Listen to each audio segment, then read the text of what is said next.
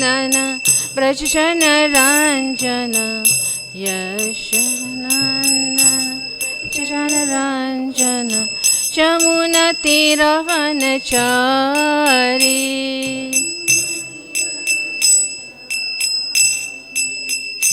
जमुना तीरवनचारी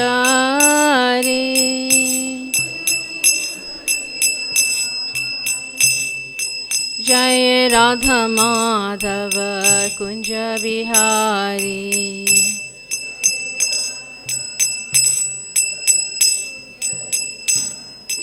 गोपी जन वल्लभ गिरिवर धारे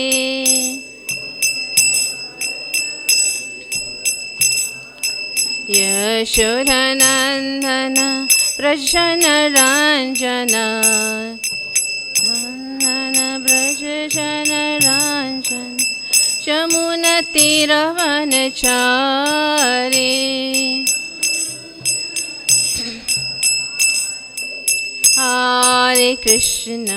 हरे Krishna Krishna Krishna Hare Hare Hare Ram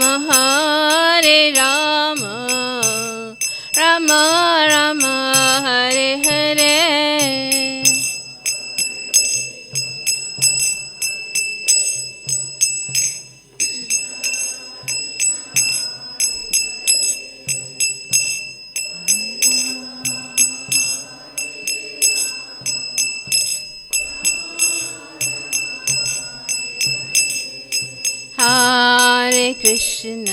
Hare Krishna Krishna Krishna Hare Hare Hare Rama Rama Rama Hare Hare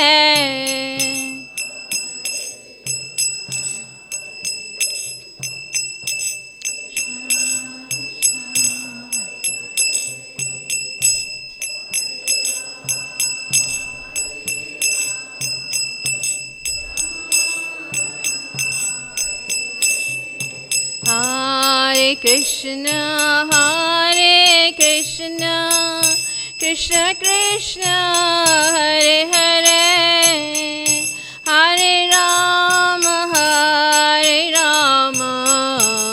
Rama Rama Hare Hare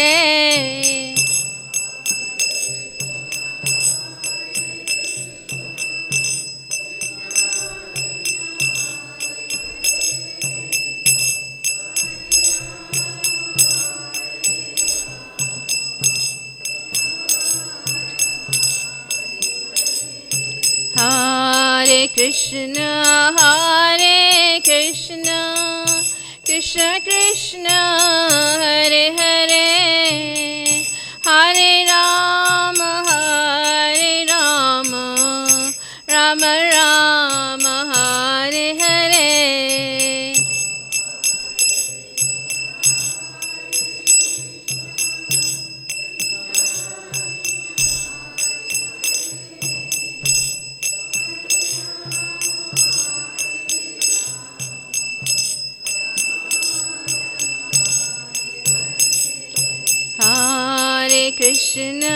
Hare Krishna Krishna Krishna Hare Hare Hare Rama Rama Rama Hare Hare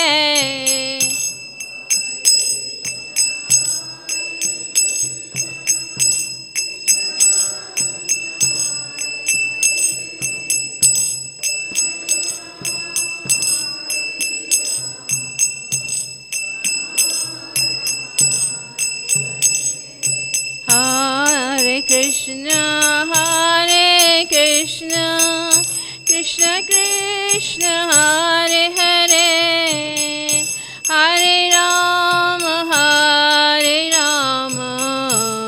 Rama Rama Hare Hare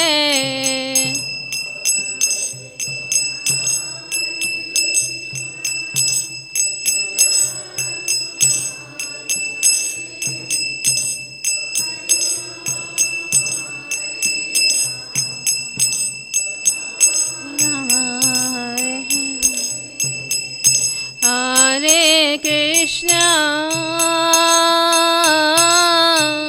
Hare Krishna, Krishna Krishna, Hare Hare, Hare Rama, Hare Rama, Rama Rama, Hare Hare.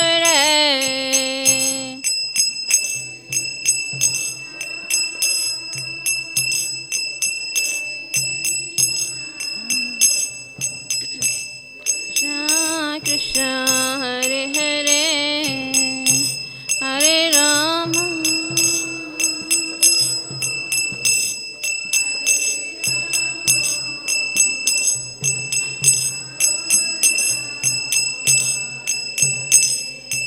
Hare Krishna,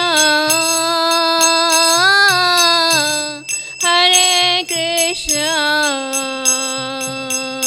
Krishna Krishna, Hare Hare, Hare Rama, Hare Rama, Rama Rama, Hare Hare.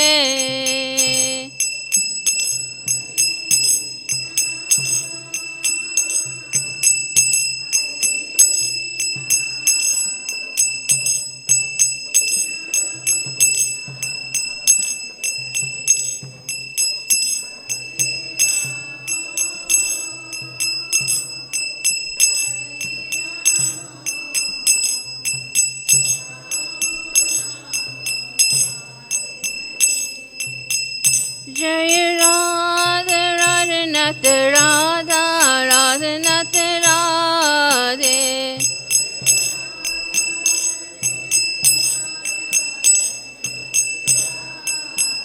Jai Giri Govardhan Giri Govardhan Giri Govardhan Jai Giri Govardhan.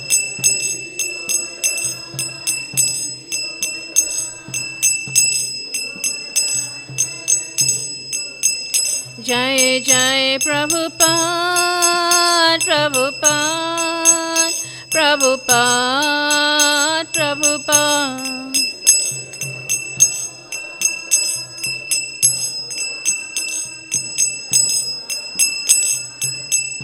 Nitai Gaura Hari Bol, Hari Bol, Hari Bol, Nitai Gaura Hari Bol.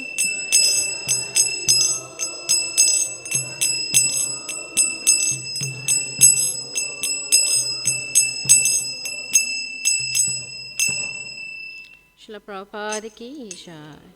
Jaya Om Vishnupara Paramahamsa Privaracharya Asodasara Srila A.C. Bhaktivedanta Swami Prabhupada ki jai. Jaya Om Vishnupara Paramahamsa Privaracharya Asodasara Srila Bhaktisiddhanta Saraswati Maharaj ki jai. Anantakoti Vaishnavrinda ki jai. Namacharya Srila Haridas Thakur ki jai. Prem se kaho Shri Krishna Chaitanya Prabhu Nityananda Shri Advaita Gadadhar Shiva Sari Gaura Bhaktivinoda ki jai. Shri Radha Radhanath ki jai.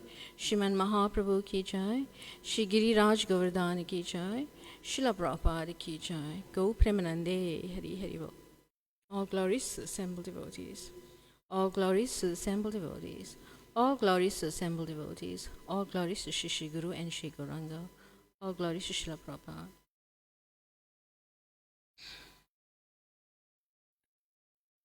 Om Namo Bhagavate Vasudevaya.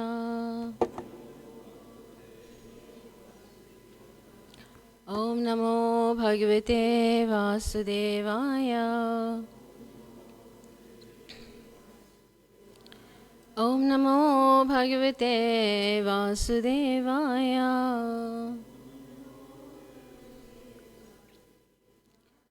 Narayanam namaskrityam naram chaiva narottamam devim saraswatyam vyasam tato jayudhiraye. Hare Krishna, dear devotees. So today we're reading from Krishna book, and we're reading chapter 15, the killing of Dhenukasura. So we'll just read a little and explain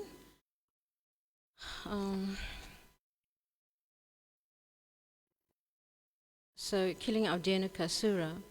In this way, Krishna, along with his elder brother Balaram, passed the childhood age known as Kaumara and stepped into the age of Poganda, from the 6th year up to the 10th.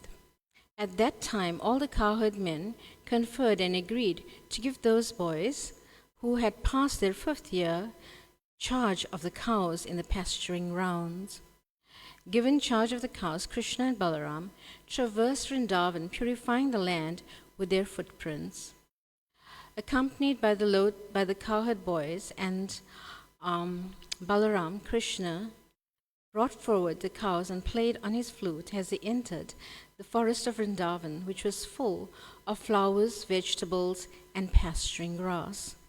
The Vrindavan forest was as sanctified and has the clear mind of a devotee and was full of bees, flowers, and fruits.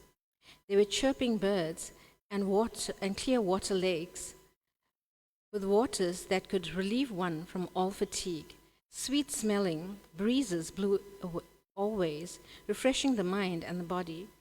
Krishna, with his friends, and Balaram entered the forest and, seeing the favorable situation, desired to enjoy the atmosphere to the full extent. Krishna saw all the trees overloaded with fruits and fresh twigs bending down to touch the ground as if welcoming him by touching his lotus feet. He was very much pleased by the behavior of the trees, fruits, and flowers, and he began to smile, realizing their desires. Krishna then spoke to his elder brother Balaram as follows: "My dear brother, you are superior to all of us, and your lotus feet are worshipped by the demigods. Just see how these trees, full of fruits and flowers, have bent down to worship your lotus feet. It appears that they are trying to get out of the darkness that has obliged them to accept the form of trees. Actually, the trees born in the land of Vrindavan are not ordinary living entities, having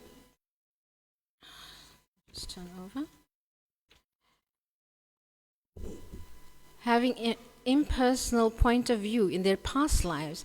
They have been put into the stationary condition of life, but now they have the opportunity of seeing you in Vrindavan, and they are praying for further advancement in spiritual life through your personal association. Generally, living entities in the mode of darkness obtain the bodies of trees. The impersonalist philosophers are in that darkness, but they eradicate it by taking full advantage of your presence. I think the drones that are buzzing all around you must have been your devotees in their past lives. They cannot leave your company because no one can be better, more affectionate master than you." So we see here that Krishna is glorifying Lord Balaram in this way. Although Krishna is the source of Balaram and, he is the Supreme Personality of Godhead, but Krishna and Balaram are non-different. And here we see that Krishna is glorifying Balaram in this way. So let's just carry on reading the glorification. They cannot leave your company because no one can be a better, more affectionate master than you. You are the Supreme, the original personality of Godhead, and the drones are just trying to spread your glories by chanting at every moment. I think some of them must have been sages, devotees of your lordships, and they are disguising themselves in the form of drones because they are unable to give up your company even for a moment. My dear brother, you are the supreme worshipable Godhead. Just see how the peacocks are dancing before you in great ecstasy. The deer, whose behavior is just like that of the gopis, are welcoming you with some affection, and the cuckoos, who are residing in this forest, are welcoming you with their joyful, sweet cries, because they consider you that your presence in their home is so auspicious. Even though they are trees and animals, these residents of Vrindavan are glorifying you. They are prepared to welcome you to the best of their ability, as it is the practice of great souls in receiving another great soul at home. As for the land, it is so pious and fortunate because the footprints of your lotus feet are marking its body. It is quite natural of these Vrindavan inhabitants to thus receive a great personality like you. The herbs, creepers, and plants are also so fortunate to touch your lotus feet, and by your touching the twigs with your fingernails. These small plants are also made glorious. As for the hills and the rivers, they too are now glorious because you are glancing at them. Above all, the damsels of Vraja, the gopis, and are the most glorious because you embrace them with your strong arms, being attracted by their beauty. In this way, Lord Krishna and Balaram began to enjoy the residence of Vrindavan to their full satisfaction. They herded the calves and the cows on the banks of the Yamuna. In some places, Krishna and Balaram were accompanied by their friends. The boys were singing, imitating the humming sounds of drones, and accompanying Krishna and Balaram, who were garlanded with forest flowers. While walking, the boys sometimes imitated the quacking sounds of the swans in the lake, or when they saw the peacocks dancing, they imitated them before Krishna. Krishna also moved his neck, imitating the dancing and making his friends laugh. So sometimes, when I bring the kids here from Valbidat, so I tell them the pastimes of Krishna, and basically this pastime when Krishna is entering the forest and he's imitating the different sounds of the animals in the forest. So I ask them to imitate the sounds of the animals in the forest, and they do it very well actually. And then, the dancing of the peacocks and the different games that Krishna and Balaram play like this. So we have fun in this way because children, they like to have fun, and they will learn by having fun, with Krishna. So in this way, we can actually get into the pastimes of Krishna and Balaram in the Vrindavan forest. So we'll just read a little more, and then I will try to explain from the Garga Samhita, which is very, very interesting. It has a different aspect of how this pastime occurred. So we'll just read a little more. The cows taken care of by Krishna had different names, and Krishna would call them with love. After hearing Krishna calling, the cows would immediately respond by mooing, and the boys would enjoy this exchange in their hearts, to their heart's content. They would all imitate the sound vibrations made by the different kinds of birds, especially the chakoras, peacocks, cuckoos, and paradvajas. Sometimes when they would see the weaker animals fleeing out of fear of the sound of the tigers and lions, the boys, along with Krishna and Balaram, would imitate the animals and run away with them. When they felt some fatigue, they would sit down, and Balaram would put his head on the lap of one of the boys just to take rest, and Krishna would immediately come and begin massaging the legs of Balaram. And sometimes Krishna would take a palm fan and fan the body of Balaram, causing a pleasing breeze to relieve him of his fatigue. So in this way, we had that picture here some time years ago. Now the pictures have been changed, but Balaram was lying, on one of the boys' laps, and Krishna was fanning him. And in this way, we see that they were enjoying pastimes like this. So it is being described. Shri Radhanath ki jai, Shriman Mahaprabhu ki jai, Srila Prabhupada ki jai, Go Premanande Hari Hari Bol. So these beautiful pastimes of Krishna and Balaram in the forest are actually very,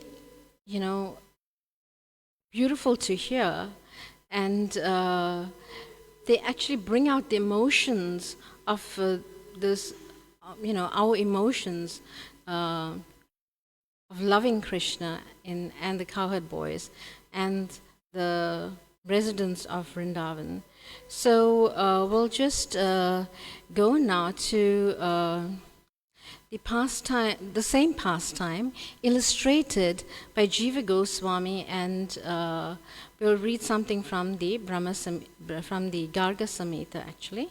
So it is being stated by Jiva Goswami that actually the killing of Dhenuka in Talavan was the first demon that Balaram killed. All the other demons were killed by Krishna, even as a child, on the lap of Mother Yashoda, being breastfed. He killed basically Putana. But Balaram, this was the first demon he killed. And the boys said, "Oh, mighty armed Balaram, O Rama, mighty armed one, O Krishna, our friend." So as they were traversing through the forest like this, they could get this aroma coming from the Talavan forest. So they said, "This sweet fruit coming from the forest is filling our nostrils. Surely you can experience it too." So this, the smell of this wonderful fruit was coming through the forest and enveloping their nose, and they were basically becoming so attracted to this, and they wanted to eat those fruits. So then here we see they're asking Krishna and Balaram to please try to get these fruits for them. We have heard that in this forest is protected by a man-eating demon named Dhenuka for the pleasure of Kamsa, and he won't let anyone in. The aroma of these fruits are attracting our mind and senses. If you think that we should go there, then please let us go at once." So Balaram said to the boys, "Why don't you go yourselves? I am like, you can go and take these fruits." But they said, "No, we are scared. We cannot go alone. O mighty armed one, we have seen Krishna killing many demons, but in spite of fighting with us, you haven't killed any of these demons. So why don't you take a try at this demon?" So Balaram said, "Okay, I will go and tackle him." So Krishna's, he stamped his hands like this, right? Pulled his dhoti up, and he went into the forest to the Talavan, and he says, "I can do this." So he went in. And as he went in, so basically, everyone reached the edge of the forest, and they all stopped because of the dense darkness, and they could hear the hooting of the owls, the lions roaring, the bears, tigers, and other animals. So they could hear all these sounds coming from the forest, right? And it was dark and dense, and with all these trees. So they were like standing at the edge, and they said, "Oh, we're not going to go in, So Balaram, you are our leader." And Krishna said, "You are elder than me, so you should lead the way." So Balaram gathered his courage and went in alone. So he thought, how am I going to get the attention of Dhenuka? So he started to yank the trees, right? And when he started to yank the trees, all the tal fruits start falling off. And in this way, Dhenuka was aroused, and he's like, "Who is in my forest, and who has this audacity to come here and to intervene? This is Kamsa's forest, so nobody else is allowed here." So it is being described that not even the birds would fly over because of this terrible demon, right? And so Dhenuka heard this and charged at Balaram, making a braying sound. Prabhu, maybe you can imitate that, Comfort? The braying sound of the horse demon. You can take the ass demon. You can take the mic. Come on. You're an actor. Come on, let's hear it.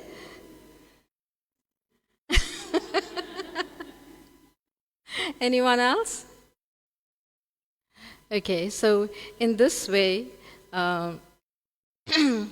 this horse was braying, and it was kicking dust, and it was charging towards Lord Balaram. So it is being described that actually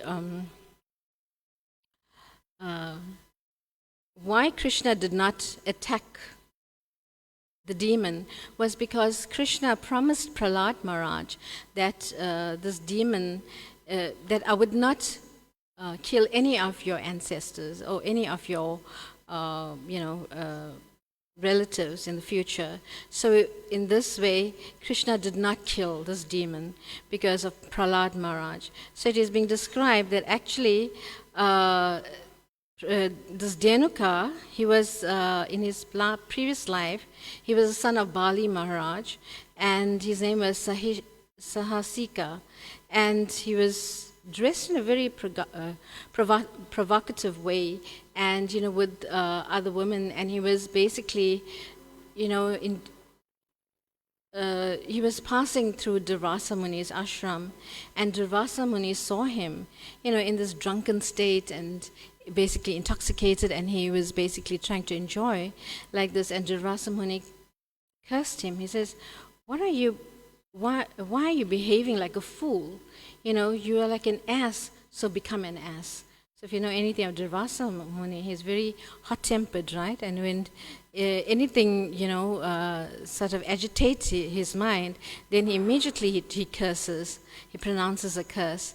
So this demon now, Sahasika, he regretted, and he fell at Durvasa Muni's feet, and he says, please do not do this. And Durvasa Muni said, but you will be liberated by Lord Balaram. So you're going to be standing here, you will be here for many, many years until Lord Balaram comes. So this was in the Satya Yuga, right? And Balaram only came in Dwapara Yuga. So you'll be standing here, you'll be here in this material world for many, many years until Lord Balaram comes, and he will liberate you.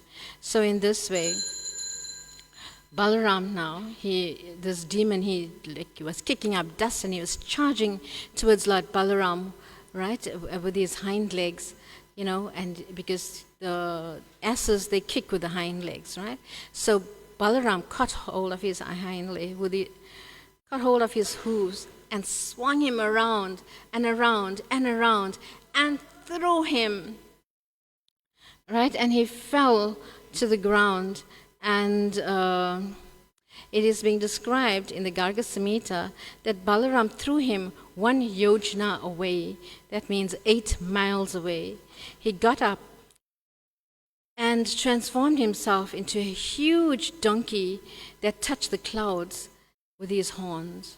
So normally donkeys don't have horns, but now, because of his, he wants to defend himself, so he developed horns, and he's touching the sky. So it was so huge. And the cowherd boys are little boys, they just entered Poganda. That means they're around, 6 to around 10 years, around that age. So, so he charged at the boys. He said, "Oh, this Balaram is too strong. I don't want to go to him. Let me try the boys out." So because the boys, they are like weak and feeble, so let me try them out. So he went to the boys. He was charging towards the boys, and there were some cows as well. And as he charged towards them, it is being described that the boys started to laugh at him, and they were laughing, and the cows were smiling, like, "What's with you? You're coming to us?" So even the boys, were smiling, and Dhenuka charged at the boys. And Sridham just struck him on the head, and Dhenuka fell down. Then he gets up and he charges towards Subal and says, "You are just cowherd boys. I can do this." And Subal says, "Yeah? Just cowherd boys? Come here and I'll show you a thing or two." Right? And he punched him in the nose, and he dropped him to the ground. Stoker Krishna takes a while and starts whipping him, and takes a whip and starts whipping him.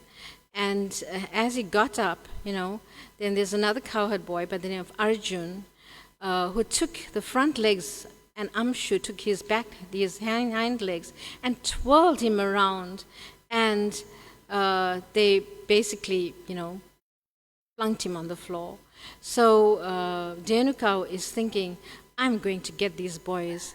So the other cowherd boys, Vishal and Rishal, they started kicking him, and Tejasvi strangled him, right? And Devaprastha slapped the donkey's snout, right? And then there was a younger boy. So all the boys are having a go at Denuka, right? So what will we call this? We can't call this is it like a wrestling match, right? So we know basically at the moment, there's many matches going on, right? Cricket match, the rugby match and all of that, just finished. And how the boys were basically, here in South Africa, the rugby team went around, right? And everybody was cheering for them, right? So like this, when all this was happening, the boys were cheering. Those who weren't in the fight, they were cheering the other boys, right? And so like this, there was a younger boy there, and the younger boy, he couldn't do anything, so he took the ball and he just bounced it on Denuka's head, and Denuka went, oh, what just happened here? Krishna, watching all of this, wanted to get into the fun as well. Right? You remember, Krishna wasn't supposed to kill this demon, but because all the boys were having fun, so he said, let me have some fun as well. So, so Krishna took him by his hind legs and threw him all the way to Govardhan Hill. Can you imagine? Govardhan Hill from Talavan is like 2 hours drive away by bus, right? And here we see that Krishna threw him all the way to Govardhan Hill. So he landed there unconscious for 60 minutes. And when he got up, he was so angry. Denu picked up Govardhan Hill. Remember, this is a big demon. He picked up Govardhan Hill and threw it at Krishna. And Krishna took Govardhan Hill and threw it back at Denuka. So we see, right, like, if you're playing rugby or something, how the ball is like going from one hand to the other, like this. So this is what's happening here now, right? So basically all the boys are basically cheering, and, they're having a great time, right? With Govardhan Hill being, so you may say, well, Denuka is a huge demon. He can touch the sky. But Krishna is like so small, and he's throwing Govardhan Hill. If anyone has been to Govardhan and you know the size of Govardhan, right? You have to walk to circumambulate Govardhan Hill is like 26 kilometers around, right? Then this is how huge this hill is. And here, Denuka is taking Govardhan Hill and he's throwing him, and Krishna is a lifter of Govardhan Hill, right? He's a supreme personality of Godhead. So therefore he could do this. And so they were like playing passings, right? From one to the other. And then eventually Denuka threw Govardhan Hill so hard that at Krishna, that Krishna took Govardhan Hill and he just sat down. And then he said, "This is my sacred hill. I cannot do this to my hill." So he placed Govardhan Hill back in its place. And he looked at Balaram and he says, "Now you can finish him off." So, so in this way, Balaram took the demon's hind legs and swung him around and around for many times, and then he threw him on top of the trees, and the trees came tumbling down like it had a domino effect, right? And that was the end of Denuka. So Jiva Goswami says, Denuka's soul left his body and attained a spiritual form, extremely beautiful. He was a little bluish in complexion and very shy. And the cowherd boys watching all of this, they said, just a minute ago, this demon was attacking Krishna and Balaram. And now look, he's got such a beautiful form. So they could not believe this. And just then a flower airplane came with the Vishnudutas, and Dhenukasura, now in this spiritual form, he went around Krishna and Balaram a few times, and then he ascended the chariot and went back home, back to Godhead. So Jiva Goswami says that Balaram called for a chakra and cut down all the trees, and the boys were enjoying all the fruits. Now that Dhenuka was out of the way, so Balaram took his chakra, and then he sliced all the trees down, and the boys were enjoying the fruits. And then guess what happened? All Dhenuka's friends came, and they said, "What? Our friend is not here, Dhenuka is not here, and now you are doing this." So they charged at Krishna and Balaram. And Krishna and Balaram, in the same way that they killed Dhenuka by swinging him around, they caught hold of all these ass demons, and they threw them.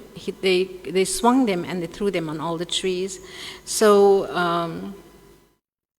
in this way, Krishna and Balaram, basically the boys were enjoying their fruits and having a nice time, and Krishna and Balaram get rid of all Dhenuka's friends. So there's a nice prayer. So this pastime is taken out from my spiritual master's series on Govardhan Parikrams. So he, at the end of it, he recites a beautiful pastime, praise by Raghunath Das Goswami, and he says, it's a very beautiful prayer, so please listen. The splendor of Balaram's transcendental form eclipses many millions of rising moons, and the slightest scent of his strength can destroy many armies, although he knows the spiritual natural strength of his younger brother, Krishna. Out of love for him, he never leaves him alone, even for a moment. I offer my prayers to Lord Balaram, enemy of Dhenuka. O you who killed the demon to give the cowherd boys access to the fruits of Talavan, would you also remove my stubborn ass-like attachments and make me taste the juicy fruit of your service? O Lord Balaram, who maintains the earth, O glorious Lord, perfect and complete, who holds a plough in your hand, O Lord, who has thousands of heads, O Sankarshan, I pay my obeisances unto you. So we'll end with this, and if anyone likes to contribute to this pastime of killing of Dhenukasura, you're most welcome to do so. Hare Krishna. If there's any questions, you can ask. Yes, sir.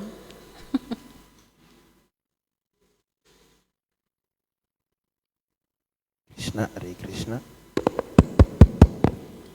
Okay, Hare Bol. Hare Krishna. So one time, as I was reading this book called Essence, right? There's this woman who asks Prabhupada that, does it matter which God I can actually pray to? It's having a echoing. You can close the chair? I think it's broken. Can you hear me now? Yeah, clearer. Okay. So this woman asked Prabhupada that, would it matter which God I pray to, between Shiva, Krishna, Yahweh, or Allah, or any type of God, right? And Prabhupada actually said to her that whichever God you pray to, you will go to that God, which Bhagavad Gita chapter 9, text 25 confirms it, that if you pray to celestial gods, you go to celestial gods. You pray to Krishna, you go to Krishna. You pray to ancestors, you go to ancestral realm, and so forth, right?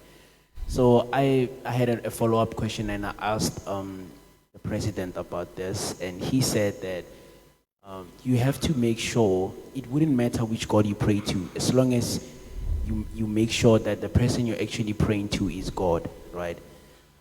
But what I forgot to ask was, how can we actually know that the person we are praying to is actually the Supreme Personality of Godhead? So there's Vishnu Tattva, right? And there's Shiva Tattva. Shiva has his own category. And there's Jiva Tattva, living entities. So Vishnu Tattva are all incarnations, right, coming from Krishna. And they are equal to the Supreme Personality of Godhead. They're equal to Krishna, right? So that will be the 10 famous incarnations mentioned in the Bhagavatam. Lord Vamana, Varahadev, Nishingadev, like this. So we will find this in the Bhagavatam, right? So in this way, these are Vishnu Tattvas. These are the Supreme Personality of Godhead. They have the same power as Krishna, right? And then we have the demigods, who are basically Jiva Tattva. They are living entities like you and I, but they are empowered by Krishna to carry out a specific duty, that is to maintain this material world. Right? We have the god of rain, Indra, the god of wealth, Lakshmi Devi. So like this, they're basically empowered by Krishna to perform a specific duty in this material world. So this verse that you're quoting from Bhagavad Gita, Yanti Deva Vrata Devan Pittari Yanti Prativrataha Bhutani Yanti Bhuteya Yajanti Mam Api Mam. So this means that actually if you pray to the demigods, you will go to the planets of the demigods. If you pray to the ancestors, you will attain that planet where the ancestors live. If you pray to ghosts and spirits, then you will attain that place. And if you pray to me, you will come to me. So this is what Krishna is saying.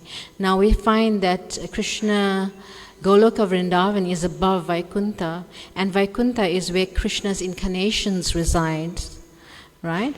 Like Lord Ramachandra, he has his planet in Ayodhya, which is in Vaikuntha. Nishingadev has his planet in Vaikuntha. So that is also the spiritual world. But higher than the Vaikuntha is Goloka Vrindavan. So if you pray to Krishna, you'll go to the highest planet, Goloka Vrindavan. That's where we're all heading to, right? And it's not just praying to Krishna, because nobody can approach Krishna just like that. His worship is very high. So we worship Lord Chaitanya Mahaprabhu, who came down 500 years ago, most merciful incarnation, most munificent, and he gave us this chanting of Hare Krishna, so it makes us eligible to go back to the spiritual world to worship Krishna.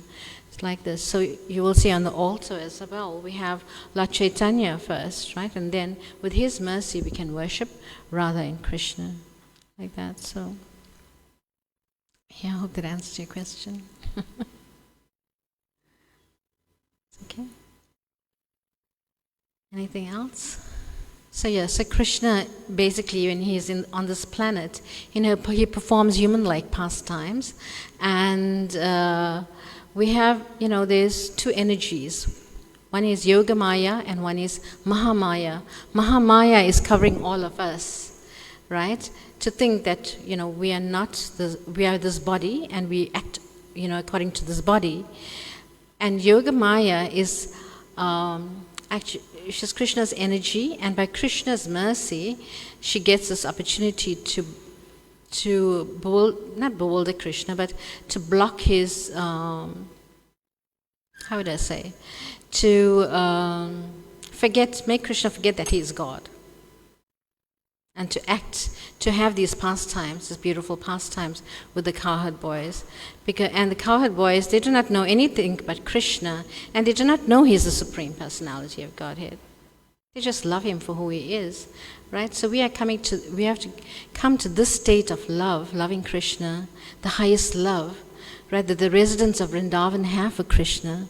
And this is very, very difficult to obtain, but by the mercy of Lord Chaitanya Mahaprabhu, who has come to give us the Maha Mantra that can cleanse our heart of all the dirt and make us eligible to go back to the spiritual world, then only it's possible. Otherwise, it's not possible to go to Goloka Vrindavan. It's only by the mercy of Lord Chaitanya. And more recently, Srila Prabhupada, who has brought this message across the whole world, right? And he has given this to us. So we are very, very thankful to Srila Prabhupada, grateful to what he has done. Otherwise, we wouldn't know this, right? So are you also confirming that it wouldn't matter which God you pray to? Are you confirming it, that it wouldn't matter which God you pray to? Well, as the verse is saying, whichever God you pray to, you will go to that planet. But Krishna is saying, but my devotees come to me. So basically, if you go to the... So I was saying that Krishna's incarnations are in Vaikuntha, but the demigods are part of this material world. If you go to their planets, you'll have to come back here, back down. When your piety is exhausted, you'll have to come back to this material world, to this earthly planet. So why go up and down, to the heavenly planets and then back here? You rather just go back to the spiritual world. Right? So, right? Because Krishna is saying in the Bhagavad Gita that if you worship the demigods, you will go to the planets of the demigods. And we know that the planets of the demigods are situated on the heavenly planets, which is part of this material world. The heavenly planets are not above this material world. Only Vaikuntha is above, right? It's transcendental to this material world. But the heavenly planets is part of this material realm as well. So if you worship the demigods, you go to that planet and you come back here. And your piety is exhausted, like that. So it is described that you enjoy for a very, very long time there. But then you have to take birth again here. So now we have the opportunity, we have come across a pure devotee like Srila Prabhupada, and we should take full advantage, going back to the spiritual world. Why waste our time in this material world? Prabhupada said we shouldn't loiter in this material world. We should go back home, back to Godhead. And there's no more birth and death when you go back to Krishna. Right? You live eternally with Krishna. We all have our swarup. We all have our forms in the spiritual world. Our swarup means our original forms in the spiritual world, where we have interaction with Krishna face to face. So, we can actually go back to those forms. And so this will take a very, very long time, to cleanse our hearts and to actually go back to Krishna. But we are in the process and we should stick to that. And Prabhupada said, why wait for many, many lifetimes? We can do it immediately, right? Instantly. And he says, it takes 1 minute to be Krishna conscious, but obviously, we have to try, endeavor, right? So thank you very much. Grantaraj Srimad Bhagavatam ki jai, Srila Prabhupada ki jai, Go Premanande, Hari Hari Bol.